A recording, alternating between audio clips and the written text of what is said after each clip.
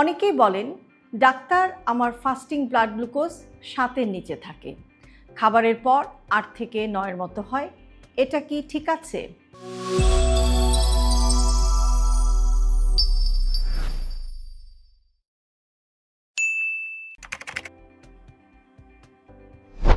আসলে কিছু সহজ রেঞ্জ জানা থাকলে আপনি সহজেই বুঝতে পারবেন যে আপনার ব্লাড সুগার কখন স্বাভাবিক, কখন আপনি প্রি ডায়াবেটিক আর কখন আপনি ডায়াবেটিক। আজকের ভিডিওতে আমরা একটু সহজভাবে দেখার চেষ্টা করব যে ফাস্টিং এবং খাবারের পর ব্লাড সুগারের রেঞ্জ কি থাকে, ঝুঁকিটা কী এবং কিছু প্রিভেন্টিভ টিপস আর WHO বা বিশ্ব স্বাস্থ্য সংস্থার নির্দেশনাটা কী। ভিডিওটি খুবই গুরুত্বপূর্ণ, সুতরাং না টেনে শেষ পর্যন্ত দেখার অনুরোধ করছি এবং কোথাও যদি বুঝতে সমস্যা হয় তাহলে একটু পজ করে আবার দেখে নেওয়ার জন্য রিকোয়েস্ট করছি। ফাস্টিং ব্লাড সুগার মিলিমোল পার লিটারে, এটা বলতে আসলে কি বোঝায়? ফাস্টিং অর্থ হচ্ছে যে রাতের বেলা আপনি ঘুমানোর পর 8 ঘন্টা না খেয়ে থেকে সকালে ঘুম থেকে উঠে আপনি যে ব্লাড সুগারটা মাপবেন সেটাই হচ্ছে ফাস্টিং ব্লাড সুগার।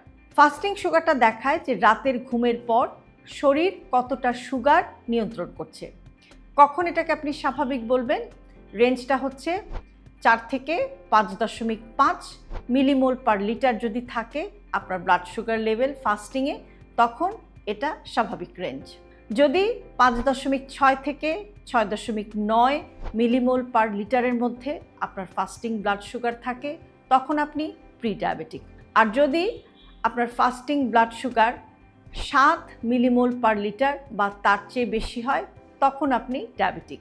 দুটি আলাদা দিনে একই রেজাল্ট পেলে ডায়াগনোসিস মোটামুটিভাবে নিশ্চিত। WHO বা বিশ্ব স্বাস্থ্য সংস্থা অনুযায়ী যদি লক্ষণ বা উপসর্গ থাকে, ফাস্টিং 7 বা তার উপরে একবারের রিপোর্টই ডায়াবেটিস নিশ্চিত করতে যথেষ্ট। যদি উপসর্গ না থাকে তাহলে 2টো অ্যাবনর্মাল রিপোর্ট থাকা দরকার ডায়াবেটিস নিশ্চিত করতে। এখন বলবো যে খাবারের 2 ঘন্টা পরে ব্লাড সুগার মিলিমোল পার লিটারে এটা কীরকম বা এটা কি দেখায়? এটা দেখায় যে খাবারের পর শরীর কত দ্রুত চিনিকে কমাচ্ছে।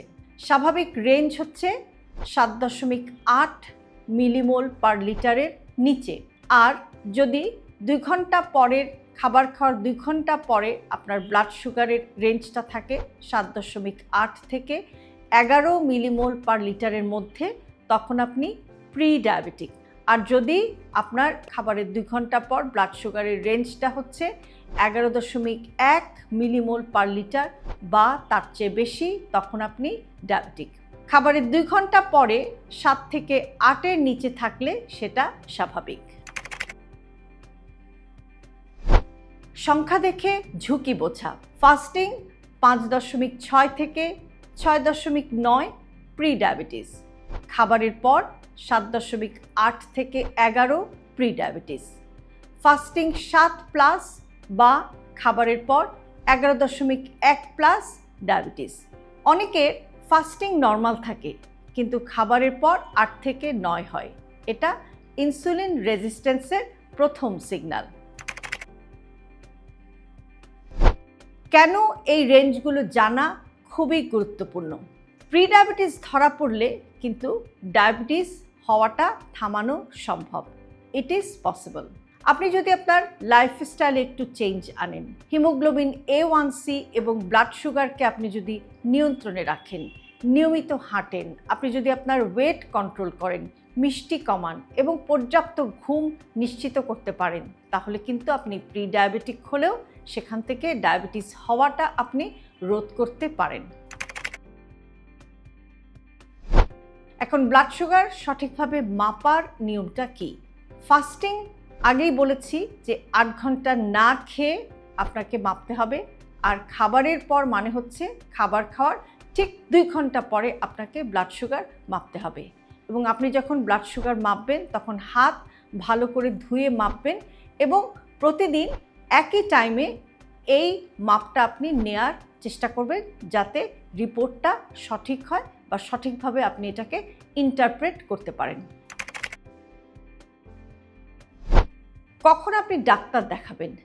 যদি ফাস্টিং 6-এর বেশি থাকে, খাবারের পর 8 থেকে 9-এর বেশি থাকে, খুব ঘন ঘন আপনার পিপাসা লাগে, বারবার প্রস্রাব আসে, খুব ক্লান্ত লাগে, চোখে আপনি একটু ঝাপসা দেখছেন, এ সমস্ত লক্ষণ দেখলে কিন্তু দেরি না করে ব্লাড সুগার নিয়ন্ত্রণে অবশ্যই আপনাকে একজন চিকিৎসকের পরামর্শ নিতে হবে। ফাস্টিং ব্লাড সুগার 4 থেকে 5.5 স্বাভাবিক, 5.6 থেকে 6.9 প্রি ডায়াবেটিস আর 7+ ডায়াবেটিস। খাবারের 2 ঘন্টা পরে 7.8-এর নিচে স্বাভাবিক, 7 থেকে 11 প্রি ডায়াবেটিস আর 11.1+ ডায়াবেটিস। WHO নির্দেশনা, লক্ষণ থাকলে একবারের রিপোর্টও যথেষ্ট, আর লক্ষণ না থাকলে 2টো আলাদা অ্যাবনর্মাল রিপোর্ট দরকার ডায়াবেটিস ডিক্লেয়ার দেওয়ার জন্য। মোট কথা, নিজের সংখ্যাটা জানুন, লাইফস্টাইলে পরিবর্তন আনুন এবং নিয়মিত পরীক্ষা করুন। এভাবেই ব্লাড সুগারকে নিয়ন্ত্রণে রাখা সম্ভব। হেলদি লাইফস্টাইলকে জটিল ভাববেন না। আপনার দৈনন্দিন জীবনের ছোট ছোট অভ্যাসের পরিবর্তনই আপনাকে নিয়ে যেতে পারে একটি সুস্থ জীবনধারার দিকে। আর সে কারণে আমরা সবসময় বলে থাকি হেলদি লাইফস্টাইল সিম্পলিফাইড। আজকের ভিডিওটি যদি আপনাদের কাছে ইউজফুল মনে হয় তাহলে অবশ্যই প্রিয়জনের সাথে শেয়ার করতে ভুলবেন না। আর এরকম আরও ভিডিও প্রতিদিন পেতে সাবস্ক্রাইব করুন আমাদের ইউটিউব চ্যানেল এবং ফলো করুন আমাদের Facebook page with doctor Shahnaz Chowdhury.